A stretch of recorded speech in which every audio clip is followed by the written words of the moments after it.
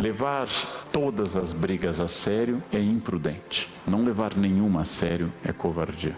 Ficar brigando no trânsito, brigando por horários e coisas é imprudência. Tudo que começa com eu é problema seu. Eu estou doente, esse é um problema seu.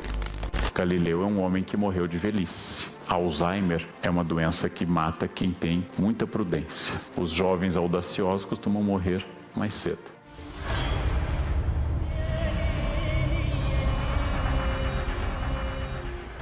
Pequenos gestos não épicos, não extraordinários, de saber que eu posso sentir momentos de raiva. O exercício muito grande que temos ao longo da vida de buscar o equilíbrio. A sabedoria que eu procuro atingir antes de encerrar essa vida.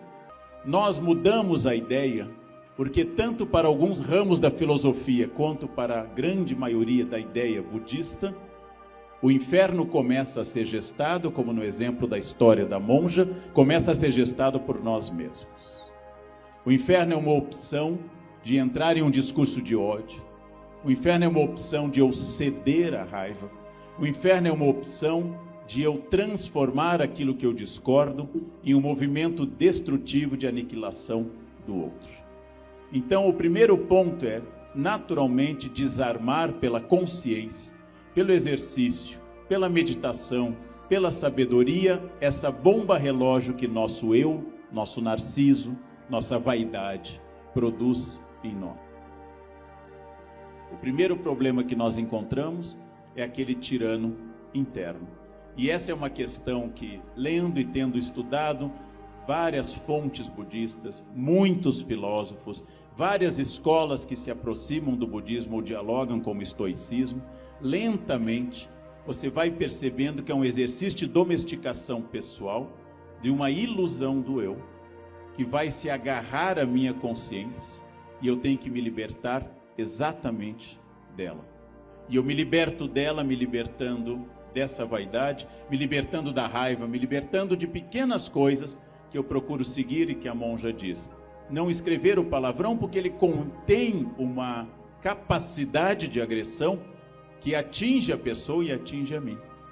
Como eu disse, citando a um monge que conheci em Wutaishan, na China, quando eu atiro uma brasa cheia de raiva em alguém, talvez eu atinja a pessoa com a minha palavra, que é a brasa incandescente. Mas em 100% dos casos eu queimo a minha mão.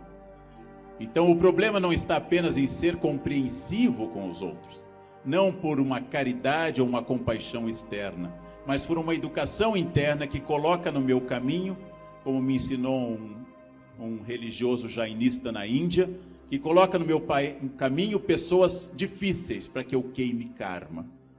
E algumas pessoas queimam karma em 3º grau, rapidamente e com intensidade. Toda vez que alguém me enfrenta, toda vez que alguém discorda de mim, ela está sugerindo que eu saia da minha zona de conforto. Está sugerindo que minha vaidade não me domine. Está mostrando que eu sou limitado em relação ao universo. Está me convidando a crescer.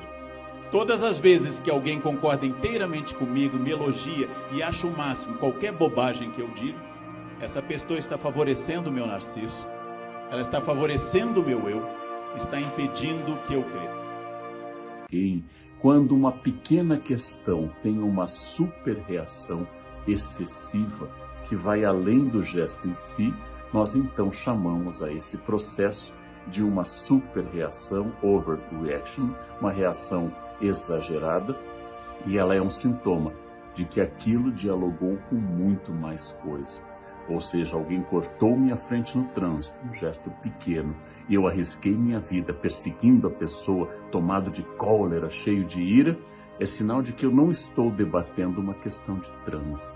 Eu estou debatendo algo muito maior, muito mais profundo, algo que tem a ver com a minha própria existência e que isto é apenas um sintoma que eu devo analisar, pensar, ou seja, é um ponto para o meu conhecimento. Tudo aquilo que me provoca um enfrentamento, tudo aquilo que me provoca uma oposição ao meu desejo, é provavelmente um exercício uma pessoa complicada, uma pessoa agressiva, está ali para fazer com que eu não tenha tranquilidade com a minha vaidade, com o meu eu, com a minha ignorância, com a minha raiva, que é um veneno do espírito.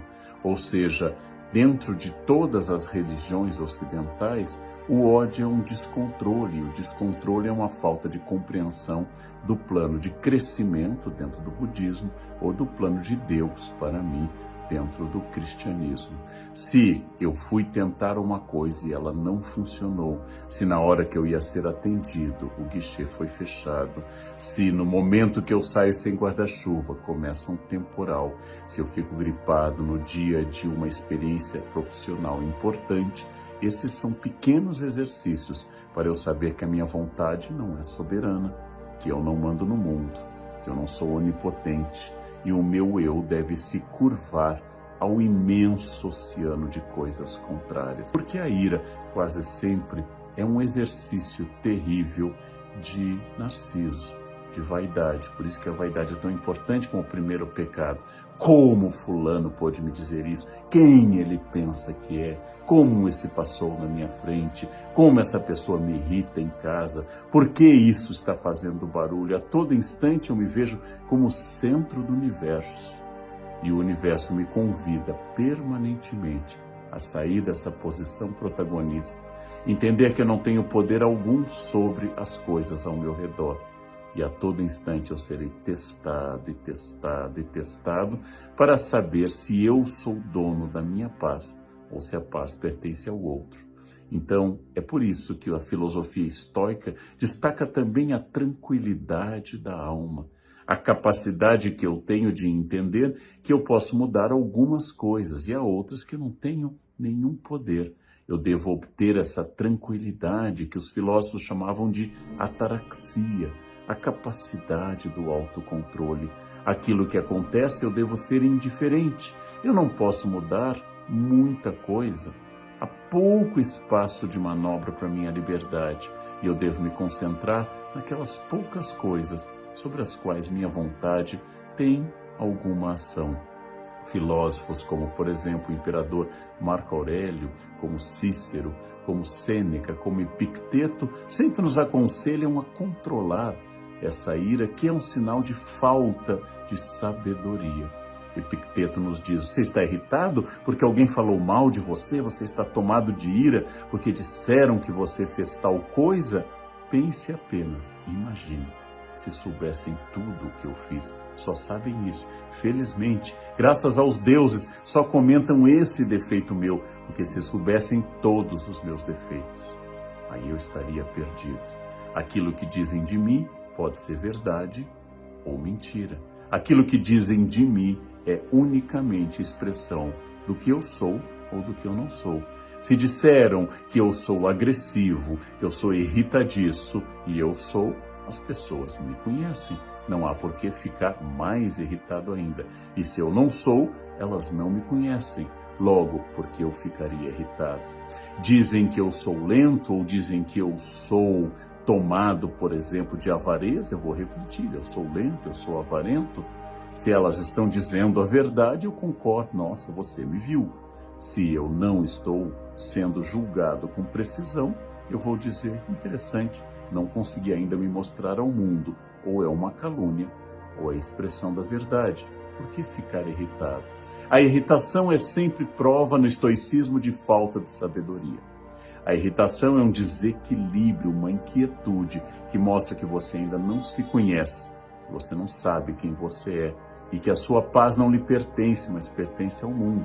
Assim, o mundo pode permanentemente tirar a sua paz. A qualquer instante, o mundo pode chegar lá e dizer algo ou fazer algo e você perde completamente o controle.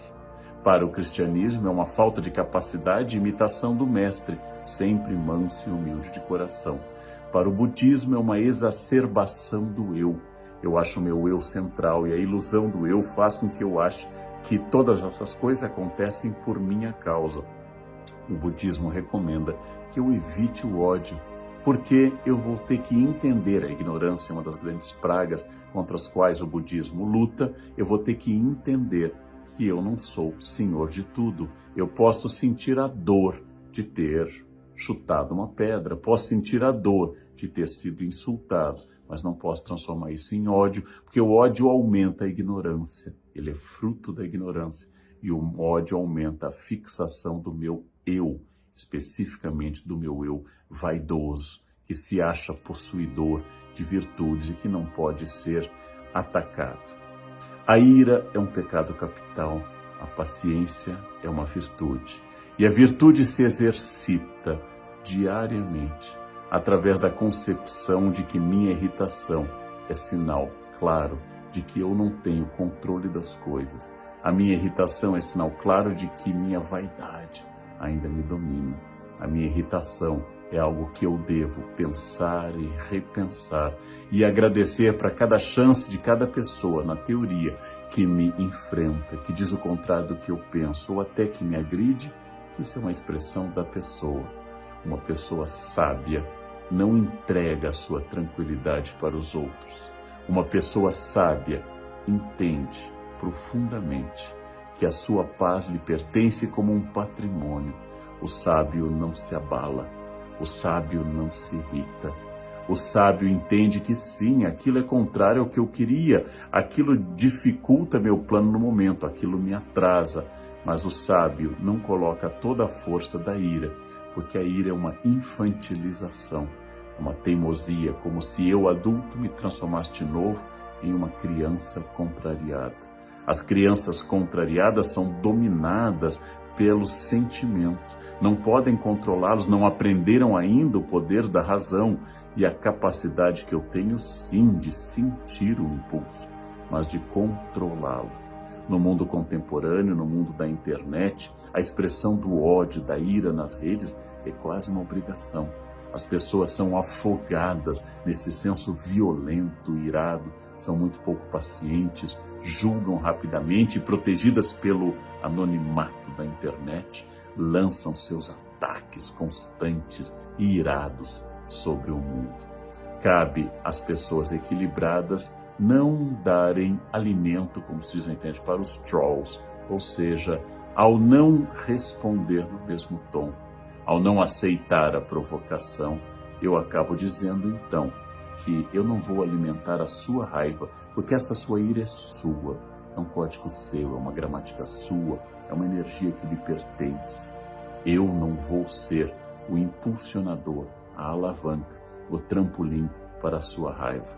E assim, eu não alimento monstros, monstros que podem crescer e dialogar com os meus monstros também. Deixo que a pessoa enraivecida siga adiante. Sim, o mundo a todo instante, sem cessar, sem parar, o mundo nos enfrenta. E se na Grécia era uma virtude eu reagir a esse mundo, se no mundo da internet responder com mais palavrões, com mais agressividade, com um humor mais agressivo, com ataques mais pessoais, isso possa ser visto por alguém como uma virtude, é uma amostra de que aquele que me provocou venceu. Fulano lhe colocou um apelido nas redes, fulano fez algo agressivo para você, é um problema dele. Ele tem dificuldades com você, ele não consegue aceitar. É uma escolha dele, é uma escolha absolutamente pertencente a ele. E ao fazer tudo isso, ele pergunta, vai entrar no meu joguinho de raiva? Vai ser irado como eu, no sentido de tomado de cólera? Vai se infantilizar? Vai mostrar que tem insatisfações com a sua vida que devem ser transportadas para o outro? É uma pergunta. E aí algumas pessoas aceitam e outras pessoas rejeitam a participação nesse jogo. A ira é um sinal de falta de paciência, de falta de conhecimento, de falta de controle, de falta de sabedoria. E se eu fosse religioso, de falta de Deus, de falta de tranquilidade dada pela certeza que Jesus é o Deus da paz, Jesus é o Deus da tranquilidade. Todas essas reflexões em vários campos, do religioso ao psicanalítico, do histórico ao literário, para que eu possa dar uma resposta em época tão tomada pela ira, tão cheia de sentimentos irados, que eu posso fazer da conquista da minha paz, da minha paciência, da minha estabilidade, da minha tranquilidade um grande projeto de vida. E se eu não puder isso para sempre, sigam o conselho dos Alcoólicos Anônimos. Só hoje eu não responderei aos ataques agressivos da internet. Só hoje eu entenderei que aquela buzinada no trânsito não é pessoal, não é algo para mim, mas é a dor de alguém que tem muita pressa, porque não tem tranquilidade, porque interpreta o mundo como algo que o enfrenta diariamente. Eu entendo a dor do outro, aceito, deixo seguir, porque eu não quero fazer parte desse jogo.